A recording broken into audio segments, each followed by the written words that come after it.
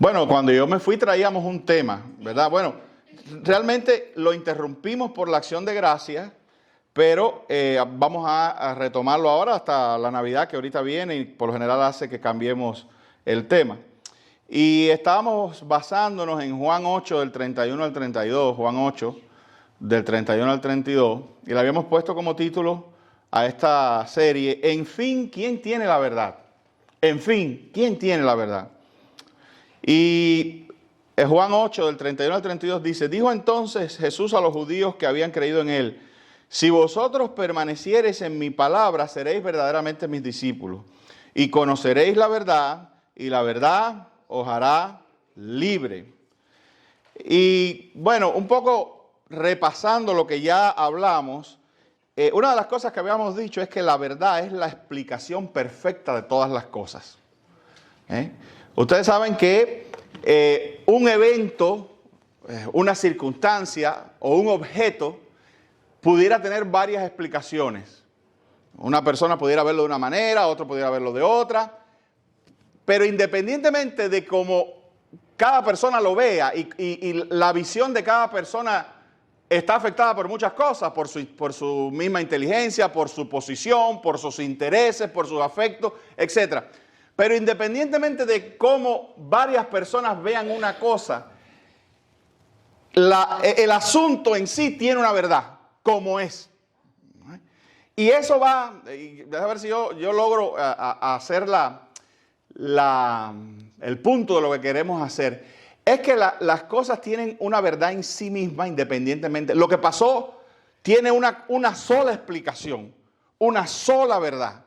Entonces por eso decimos que la verdad es la explicación perfecta de todas las cosas. Cristo nos dice algo tremendamente, yo he reflexionado mucho en eso. Cristo nos dice, conoceréis la verdad y la verdad os hará libre. Claro que sí, porque a veces nosotros somos esclavos de mentiras y no lo sabemos. A veces nosotros tenemos una idea mentirosa de una persona y de momento la verdad sobre esa persona surge por lo que sea y somos liberados al menos de esa relación. ¿Te das cuenta? Pero estoy quizás poniéndolo desde el punto de vista, digamos, muy crudo en cuanto a las relaciones personales. Pero todo es igual. Tú puedes tener una idea conceptual sobre algo. Y, por ejemplo, hay gente que yo he oído muchas veces personas que decir, no, porque hay quien habla de que tal ciudad es mala o que están pasando ciertas cosas. Y eso está influenciado por muchas opiniones, pero de momento tú vas ahí sobre el terreno, ves la realidad de las cosas, ves de verdad cómo es vivir ahí, o por lo menos tienes una parte, tienes la verdad de cómo es vivir ahí y dices, pero no es así. Eso, ¿ves? Como la verdad te hace libre, en un sentido. Igual, una gente te puede, vamos a ponerlo ya espiritualmente hablando, hay gente que cuando ha conocido a Cristo y ha abandonado ciertas religiones, santería, brujería, aún catolicismo, dice, pero ahora entiendo, ahora me siento más liberal. Mire, me viene a la mente un ejemplo. Yo tenía una muy buena amiga, que por cierto vive aquí en Miami, Magali la conoce. Cuando éramos muchachos, éramos muy buenos amigos. Ella era católica, yo era cristiano. Y yo me pasaba siempre predicando. Y una de las cosas que yo le decía a ella es que es difícil leer los 10 mandamientos, sobre todo el primer mandamiento, el primer y segundo mandamiento, y no cometer una especie de suicidio intelectual a la hora de ser católico y tener imágenes, ¿no? Por ejemplo, porque ¿qué dice el primer mandamiento? Oye, Israel, tu Dios uno es, y después dice, no tendrás dioses ajenos delante de mí, no te harás ninguna imagen. Oye esto, dice, no te harás, yo prediqué eso ya una vez, no te harás ninguna imagen, ninguna semejanza, ni de lo que está en el cielo, ni de lo que está en la tierra, nada, punto, nada, ¿verdad?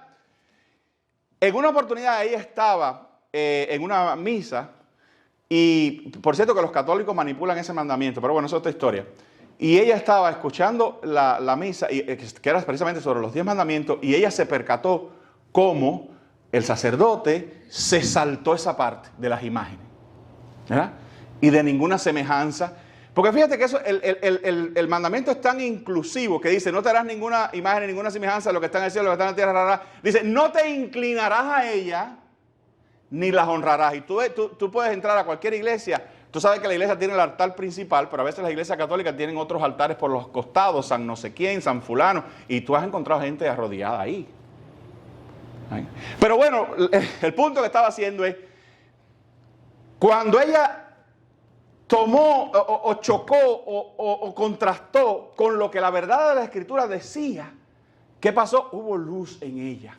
Yo no te voy a decir que hoy en día ella es cristiana, pero ella vino a mí con mucha, y me dijo, oye, Tony, tú sabes que yo estaba en una misa y yo vi cómo el sacerdote se saltó esa parte. Tú tienes razón, ¿verdad? Que está bastante clara esa parte de las imágenes. De hecho, tú te puedes encontrar católicos hoy en día que te dicen, yo no voy a cuestionar su cristianismo, no, pero hay católicos que dicen, no, yo soy católico, pero yo no adoro las imágenes, ¿sabes? Porque es difícil pasarle ese mandamiento por arriba y adorar imagen de cualquier tipo, ni siquiera una foto. Amén. Esa verdad lo libera para creer cómo son las cosas verdaderamente, que existe un solo Dios y que Dios no le gusta que tú ni yo nos estemos haciendo falsos dioses. La idolatría es una cosa seria, querido hermano, porque además, algo de lo que nos caracteriza a los creyentes a lo largo de la historia, y algo incluso que ha costado vidas, y hablamos aquí de la Reforma en tiempo atrás, ¿verdad? Algo que ha costado vida y que ha costado un increíble empuje teológico del cristianismo a lo largo de la historia, es la cuestión de la idolatría. Dios, desde el principio, ha sido abiertamente opuesto y condenatorio de la idolatría. Dios no quiere que tú te hagas una imagen ni que tú te hagas tú no has visto, por ejemplo, la mayoría de nosotros tiene, si pensamos ahora mismo en Jesucristo, la mayoría de nosotros tiene una imagen en la cabeza, right away. Y esa imagen casi que es de un Jesucristo rubio de ojos verdes. Como dijo un pastor un día en broma, suizo, Jesucristo es suizo. Amén. Y hay gente que se hace ese tipo de imágenes y las reproduce y demás. ¿Verdad? ¿Quién vio a Jesús? ¿Quién sabe cómo es Jesús? Absolutamente nadie. Entonces, fíjate, orientarse mentalmente. Tú puedes orientarte en la mente, en la oración a Jesús, hacia una persona, ¿no? No sé qué vas a ver, si una luz o una cosa, pero una insistencia, orientación mental hacia un Jesús rubio, visto por ahí en carteles y en películas, como aquella película antigua de que creo que se llamaba Jesús de Nazareno, que era rubio y verde. Hay que tener cuidado con todas esas cosas. El cristianismo tiene que tener cuidado con todas lo que se llaman las imágenes. Y el cristiano verdadero tiene enseguida, porque además, hermano, esto ha sido históricamente, ¿cuál fue el problema del pueblo de Israel? Idolatría. Idolatría. ¿Qué fue lo primero que Dios le dijo? Cuando tú entres a la tierra donde yo te llevo, te advierto que allá hay una pila de gente que tienen imágenes, que adoran a este, a aquel y al otro. Tú no tienes nada que ver con eso porque tu Dios es uno, es espíritu. Es grande, poderoso. Tú no puedes encajonar a Dios en una imagen, en una estatuilla. Tú dices, bueno, ¿y qué tiene que ver con todo esto con la verdad? Pues esto es verdad. Esta es la verdad que te hace libre. Pero el cristiano maduro y el cristiano consciente de estas cosas tiene por naturaleza una adversión hacia las representaciones, y debe tenerla, y es saludable, hacia las representaciones e imágenes de Dios y de todas esas cosas. Nuestro Dios es más que eso. Nuestro Dios hermoso y maravilloso. No hay. Mira, hermano, perdóname, me voy por aquí, pero es que estas cosas me fascinan. Existe una doctrina, yo he hablado de eso los miércoles, tú te lo pierdes porque no vienes los miércoles, pero yo hablé de lo que se llama la trascendencia de Dios. Y es una palabra que tú conoces, trascendencia.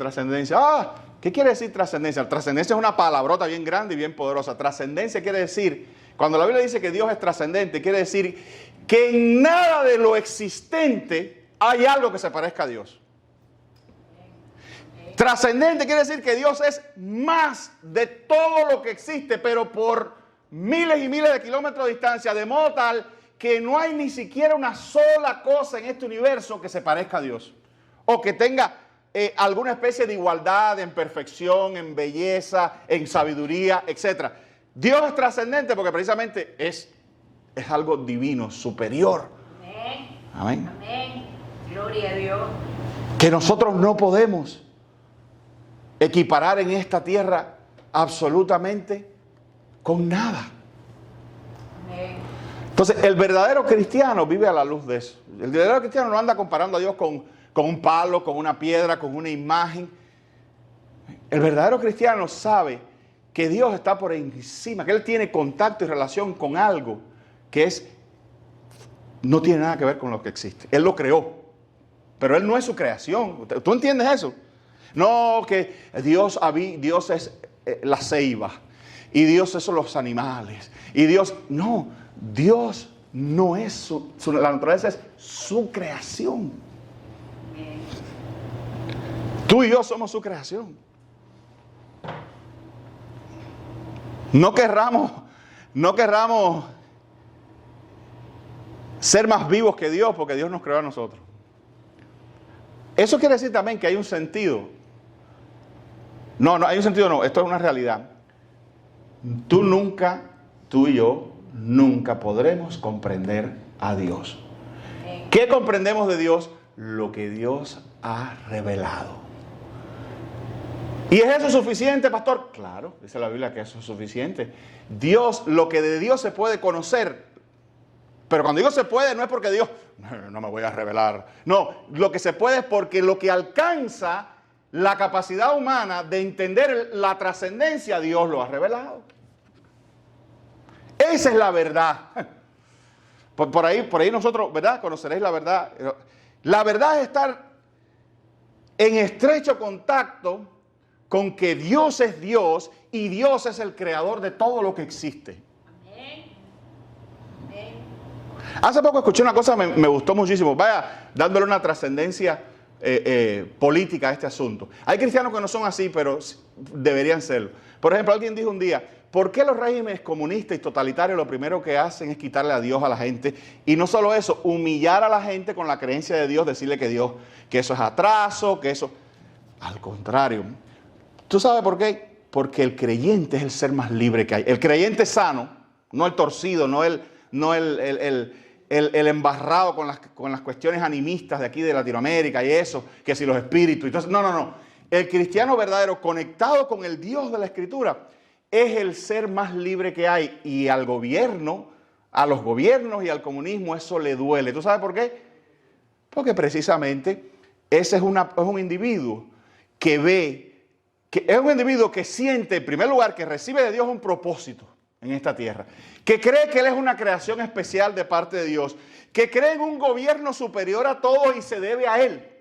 Y eso el comunismo y los regímenes totalitarios, que a veces pueden tener, a veces un régimen a veces un gobierno dentro de la democracia, puede comenzar a desarrollar esas inclinaciones y a querer arrinconar o a querer disminuir la fe de la población, precisamente ¿para qué? Para ocupar ellos el lugar de Dios. Pero una persona que cree en Dios es una persona tremendamente libre.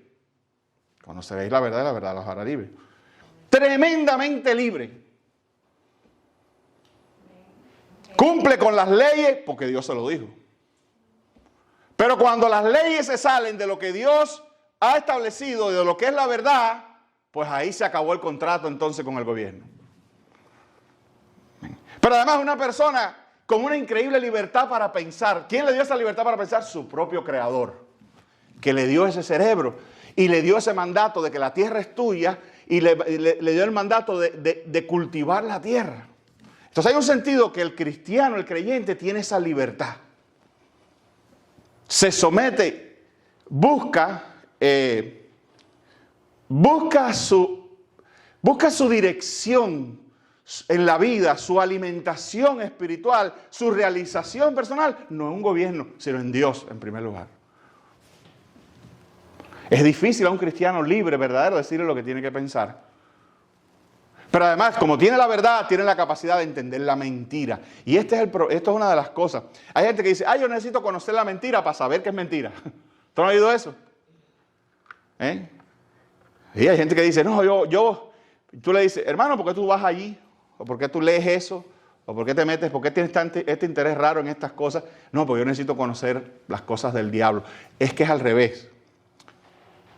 Nosotros conocemos primero la verdad y cuando ya conocemos la verdad, pues identificamos lo que es. No necesitamos ir a darnos una probadita del mal para, es mal, sabe mal el mal. No, Cristo nos enseña qué es lo bueno y no necesitamos. A partir de lo que nos enseña la verdad, entendemos. Conociendo la verdad, somos libres del mal entonces. Amén. Por ejemplo, Dios te ha llamado a ser libre. Yo no necesito ver las propuestas de la adicción, porque bueno, déjame ver para saber que son malas de verdad. Amén. ¿Te das cuenta? No sé si yo estoy conveniendo los objetivos, pero te das cuenta cómo la verdad te va haciendo libre de trampas, de emboscadas, de mentiras, de gobierno.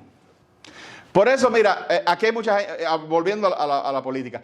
Hoy en día es muy común que la gente se enamore de los políticos.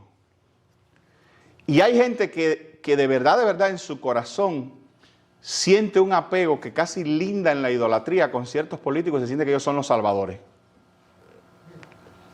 El cristiano verdaderamente libre jamás cae en eso. Y sabe que todos los hombres son fallidos. Y es respetuoso de la ley y puede votar. Yo no estoy diciendo que no. Puede votar y votar con sabiduría. Pero un cristiano verdadero jamás... Cuando buenos pueblos se arrastran, incluso con y hay que tener cuidado porque hay a veces cristianos que se meten en esto, se arrastran a cometer atrocidades en la historia de la humanidad, muchas veces las voces que se paran y dicen, alto, eso no es así, son los cristianos. Son los cristianos. Cada vez que surgen líderes de esos muy buenos políticamente hablando, a mí una de las cosas que me preocupa es que precisamente la facultad idolátrica que tiene la gente que les hace ser llevados a cometer locuras y atrocidades, y por eso sí son muy buenos y uno está viendo que por cierto tiempo son buenos, pero oye, que hay alternancia, ¿viste? Que en un tiempo terminen y que venga otro. Que se mantenga esa... Porque tú no has visto lo que hacen los pueblos cuando sale un líder muy bueno. Lo quieren perpetuar. Y estamos entonces en el principio de las dictaduras y en el principio de la idolatría fanática. Eso se llama salvación por política. Yo he hablado de eso otras veces. Hay salvación por política, hay salvación por educación. Y hay gente que piensa que la salvación es educarnos. Si todos fuéramos educados y fuéramos universitarios, el mundo fuera mejor. Como si no hubiera existido gente educada tremendamente mala, con muchos títulos universitarios y genocidas, y si no hubieran habido gente muy analfabetas que tuvieron un corazón muy grande e hicieron muchas cosas y no sabían ni leer ni escribir. Y no estamos diciendo que la educación es mala. La educación enseña a pensar, raca, todas esas cosas. Pero eso no tiene nada que ver con el mal que está en el hombre. Y eso es verdad. Y esa verdad te hace libre. Yo siempre digo, déjale a la persona más buena que tú conoces, no es que tú conoces algo bueno. Yo he visto gente, aún en la iglesia, que dice, ay, fulano es tan bueno. Pues te voy a decir algo, déjale a la persona más buena que tú conoces, déjale un margen para su maldad porque la tienen. Y así va a haber sabiduría en tu trato con eso. Incluso lo vas a amar más y vas a poder acomodar sus errores. Porque a veces lo que te duele de una persona es que nunca le acomodaste los errores. Y entonces cuando surgen, ay, no, si yo pensé que era perfecto. Pues eso no te lo enseñó Cristo. Cuando tú te decepciones con una persona, porque ay, yo pensaba que el pastor era bárbaro y la hermana era bárbara y el hermano no, y ahora mira lo que pasó. Que eso no fue lo que Cristo te enseñó. Esa verdad te va a hacer libre. Incluso te va a liberar de ti mismo, porque muchos de nuestros daños es creer de nosotros cosas que son falsas. Ideas que uno se ha creído, no, yo soy tremendo, yo soy muy bueno en esto, yo soy muy bueno. No, eso es una idea. Yo recuerdo eso pasa a veces en la iglesia y a veces los pastores tenemos que lidiar con eso y eso es más difícil porque... Pero yo recuerdo hace mucho tiempo en una iglesia donde estaba un matrimonio que vino y me dijo, pastor, nosotros tenemos el don de la alabanza. Y yo, ¿sí? Y yo, sí, eso es a lo que nosotros hemos sido llamados, matrimonio. Dios a nosotros nos usa cantando la alabanza. Yo, ¿verdad, hermano? Y yo, sí. Y yo en aquella época era muy, tú sabes, yo hoy en día la gente me dice las cosas y yo otra vez dejo el margen, ¿no? Mi esposa cuando conocemos a alguien me dice, ¿qué te pareció fulano? Y digo, no sé.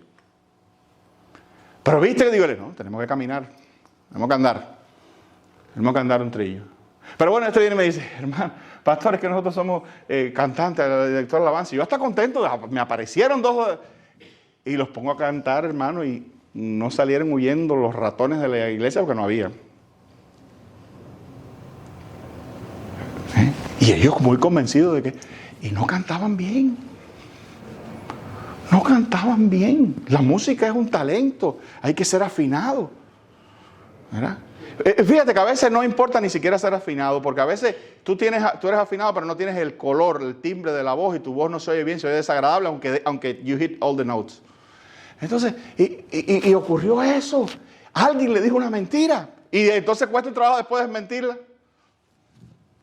Ahora, yo estoy seguro que ellos sí tienen llamado y propósito de Dios en la vida, pero hay que entenderlo, hay que buscarlo, hay que conocer la verdad sobre uno mismo. Entonces, y uno en primer lugar, ¿para qué está puesto aquí? ¿Para cantar? ¿Para predicar como el pastor, bien o mal? ¿Para limpiar la iglesia? ¿Para llevar la final? ¿Para qué está puesto? Uno está puesto aquí en esta tierra. Y entiende esto, querido, para alabar a Dios y amarle con todo el corazón en primer lugar. Ese es si tú quieres encontrar un propósito fundamental que todos los días, cuando tú te despiertes, es yo existo para, con mi vida, darle gloria a mi Señor. Independientemente de si canto bien o canto mal. Esa es mi verdad. Yo existo para darle gloria a mi Señor. Yo existo para Él. Antes de hacer algo. Y todo lo que hago lo hago para Él. Pero orientado por la sabiduría. Pastor, se ha extendido bastante en eso. Bueno, vamos a tener tiempo. Después hay que hablar de Navidad. Entonces, ahora, volviendo a esto de la verdad. Mira. Obviamente la verdad tiene que ver. Escucha bien. A ver si hago... Estas son cuestiones que... La verdad siempre tiene que ver con propuestas, con explicaciones, ¿no? ¿Por qué? Porque uno no es el creador. Oye, esto que te estoy diciendo, toda verdad uno tiene que ir a las propuestas sobre una cosa dada, ¿no? Por ejemplo, yo soy un detective y llego ahora a una escena de un crimen. Yo no estaba ahí. Yo no sé lo que pasó ahí. ¿Qué tengo yo que hacer para saber la verdad del crimen que ha ocurrido ahí? Bueno, yo necesito propuestas. ¿Quiénes están de testigo? No, aquella que estaba en el balcón, este que estaba aquí, el otro. ¿Qué fue lo que pasó? No, yo escucho las propuestas. ¿Y a dónde voy con esto? Mira, hay gente que te va a decir, no me vengas a imponer tu verdad del cristianismo, porque eso no es así. El mundo no lo creó Dios, el mundo existió de una cosa que se contrajo, el Big Bang. ¿Tú sabes lo que es el Big Bang? No, el Big Bang el Big Bang era como una masa, supuestamente como una especie de nube, de nebulosa. Y ahí tenemos un problema. Yo sé que si tú eres astuto y lo eres, te vas a dar cuenta que si yo te voy a hablar del principio. Si te estoy hablando de una nebulosa, de un algo, es que un algo siempre refiere a un origen. Entonces, si ya yo te empiezo a decir, no, el mundo surgió porque hubo un Big Bang, era una especie de masa que de momento se fue contrayendo, al contraerse hizo presión y ¡bah! Explotó, y esa explosión dispersó la materia que existía ahí por todo el universo y se crearon. Pero desde que yo empecé a decirte eso, tú notaste un problema serio. Pastor, usted empezó con una masa. ¿Quién puso la masa ahí? Sobre todo si usted dice que la masa no estaba viva. No era vida, era una cosa, literalmente una cosa. Yo quiero que tú sepas, me apagué esto aquí sin querer, cuando la gente viene, con el Big Bang, cuando la gente viene y te dice, no, es que tu propuesta de Dios, yo tengo otra. Y vamos a ir ubicando la cuestión de la verdad, ¿eh? Ellos, igual que tú, tienen que empezar con algo. Es lo que te estoy diciendo. No te dejes acomplejar por alguien que se crea que tiene una mejor explicación que tú, o una verdad mejor que la tuya, porque él también tiene que empezar con algo, porque él no estaba allí. Todos en esta vida tenemos que empezar con algo. Todo lo que nosotros aprendemos en esta tierra, siempre tenemos que asumirlo de algo que alguien nos enseña. Nosotros, entonces, volvemos a lo de las propuestas. Nosotros aceptamos, ¿cuántas propuestas hay? Bueno, dice que el Big Bang. Bueno, hay quien dice que los aliens sembraron la vida. Yo no sé si ustedes lo saben. Sí, hay gente que dice que los extraterrestres vinieron hace miles de años y plantaron, cogieron a la Tierra como si fuera un invernadero, agarraron la Tierra y plantaron vida ahí adentro. Somos el resultado de la siembra interestelar de unos aliens. Una propuesta. Ahora, Dios sale y grita en la historia y dice, yo soy el divino que existió siempre y soy el creador de todas las cosas. Amén.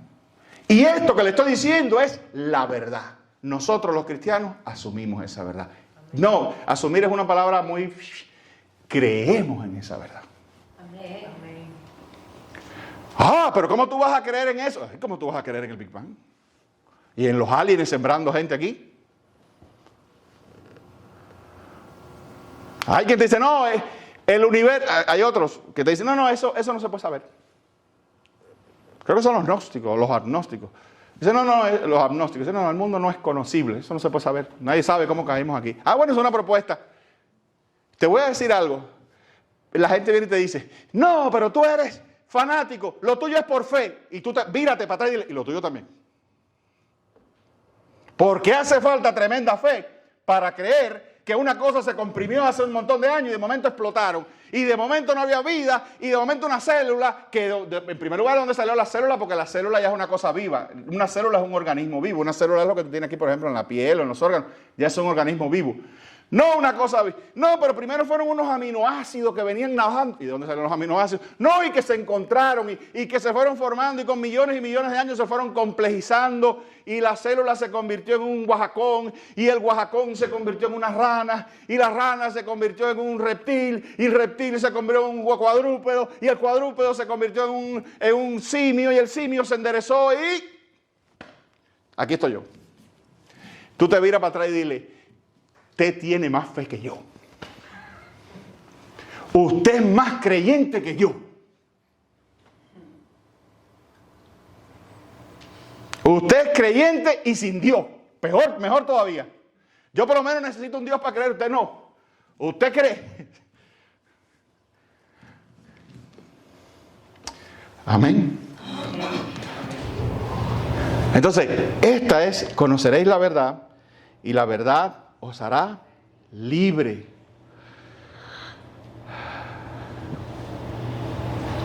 Amén. Bueno, no me voy a extender mucho más ahí porque tenemos solamente catalizar con esto. Para nosotros, Dios es, la verdad viene de Dios. Lo que nosotros creemos. Nosotros creemos